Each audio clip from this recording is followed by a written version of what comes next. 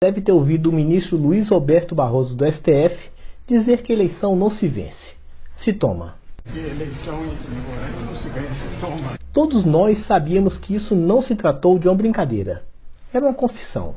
Mas passamos muito tempo olhando para o lado errado, preocupado com as urnas eletrônicas, imaginando que seria por aí que eles iriam tomar as eleições.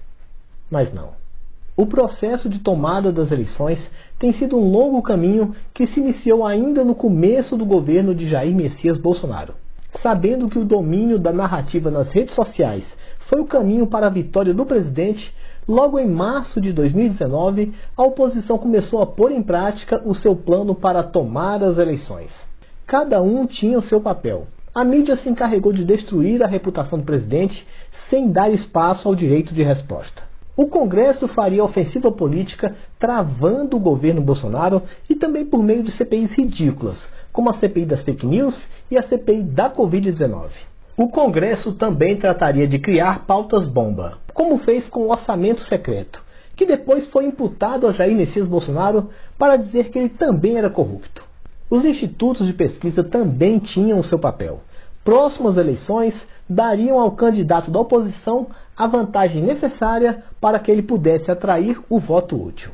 Mas o papel principal nesse esquema de tomada das eleições foi dedicado ao Poder Judiciário. E o primeiro passo para a tomada das eleições foi dado logo no início do governo Bolsonaro.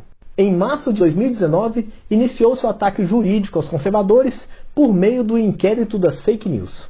Esse procedimento totalmente fora da lei tinha o único intuito de perseguir e calar a voz dos apoiadores do presidente, tanto na mídia como nas redes sociais. O inquérito das fake news foi seguido por diversos outros inquéritos, todos exclusivamente contra os conservadores. Mas a atuação do braço jurídico da oposição não parou por aí.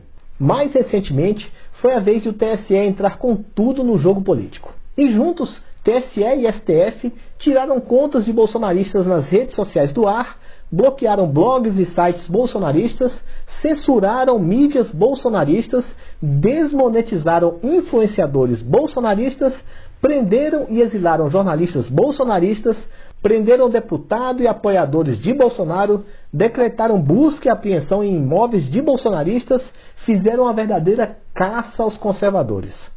E do outro lado, nenhuma medida foi tomada para impedir mentiras e difamações contra Bolsonaro. Com essas inúmeras ações e omissões, o braço jurídico do processo de tomada de poder permitiu que maculassem a reputação do presidente e reduziu o alcance da rede bolsonarista, fazendo com que o discurso pró-Bolsonaro fosse quase eliminado, o que impactou profundamente o processo eleitoral brasileiro. Mas muito além de exterminar o discurso bolsonarista, era necessário também criar um candidato capaz de dar legitimidade ao processo de tomada das eleições. O candidato já estava ali. Era só tirá-lo da cadeia, anular os seus processos e depois disso dar um banho em sua imagem. O senhor não deve nada à justiça. Pronto.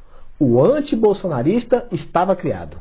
Porém, ainda havia algo a ser feito pelo Poder Judiciário. Era necessário proteger a reputação do candidato anti-bolsonarista. Para isso, o TSE deferiu mais de 40 pedidos da oposição para tirar do ar a verdade que mostrava o caráter do ex-presidiário.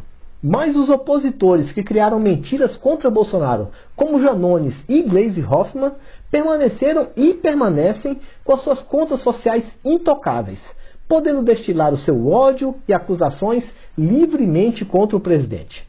Com todas essas medidas, foi criado o ambiente perfeito para a tomada das eleições. Só tem uma barreira para que essas eleições não sejam tomadas do povo. Cerca de 1000 anos antes de Cristo, os filisteus lançaram um desafio ao povo de Israel. Se algum israelita aceitasse lutar e vencesse o gigante filisteu Golias, os filisteus passariam a ser submissos a Israel. Mas se Golias vencesse o combate, os israelitas seriam servos dos filisteus. O pequeno e jovem Davi aceitou o combate e, mesmo ridicularizado por Eliabe, seu irmão mais velho, e desacreditado pelo rei Saul, venceu Golias. O que estamos próximos a ver no dia 30 de outubro é bem semelhante a isso. Desacreditado por uns, e ridicularizado por outros, o Davi da modernidade, o presidente Jair Messias Bolsonaro, mesmo com suas poucas armas, irá lutar contra o gigante Golias e irá vencer a batalha. Bolsonaro provará para todos que supremo é o povo e não deixará as eleições serem tomadas de nós. Quai, seu app de vídeos curtos.